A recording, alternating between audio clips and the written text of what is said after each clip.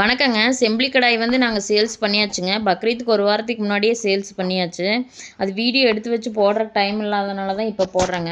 செம்பிலி ஆடு வளர்ப்பை பற்றி போடுறேன்னு சொல்லியிருந்தேன். இருந்தாலும் வீடியோ எடுக்கிறக்கு டைம் இல்லாதனால நான் இந்த செகண்ட் பேட்ச் நான் வீடியோ எடுக்கலைங்க. இப்போ வந்து தேர்ட் பேட்ச் வந்து குட்டி இறக்கியாச்சுங்க. அது வந்து எப்படி வளர்க்குறது, அதுக்கு என்ன தீவனம் கொடுக்குறதுங்கிறத நான் உங்களுக்கு டீட்டெயிலாக அடுத்த வீடியோவில் சொல்கிறேங்க. நாங்கள் கடாய் வந்து பீஸ் கணக்கில் கொடுக்கலிங்க, வெயிட் கணக்கில் தான் கொடுத்தோம். ஏன்னா வெயிட் கணக்கில் நம்ம கொடுத்தோம்னா தான் நம்ம ப்ராஃபிட் எடுக்க முடியும். ஒவ்வொரு கடாயும் வந்து வெயிட் போட்டு அவங்களே எடுத்துக்கிட்டாங்க. கெடாய் வளர்ப்புங்கிறது வந்து நம்ம பார்ட் டைம் ஜாப் மாதிரிங்க.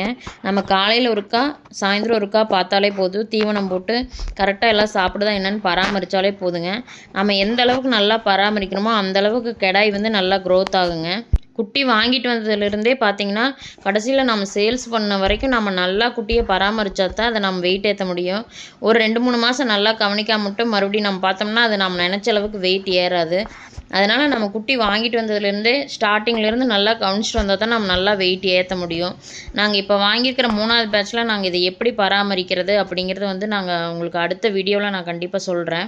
செம்பிலி கடாயில் வளர்ப்பில் வந்து முக்கியமானது என்னென்னா நம்ம குட்டி செலக்ட் பண்ணுறது தான். குட்டி செலக்ட் பண்ணுறதை நம்ம நல்லபடியாக செலக்ட் பண்ணிட்டோம்னா நம்ம கடாய் வந்து நல்லபடியாக வருங்க. அதை நல்லா பராமரித்து நம்ம பண்ணாலே போதுங்க. செம்பிலி கடாய் வளர்ப்பு வந்து ரொம்பவே ஈஸி. இந்த வீடியோ உங்களுக்கு பிடிச்சிருந்தா மறக்காமல் நம்ம சேனலை சப்ஸ்கிரைப் பண்ணிக்கங்க.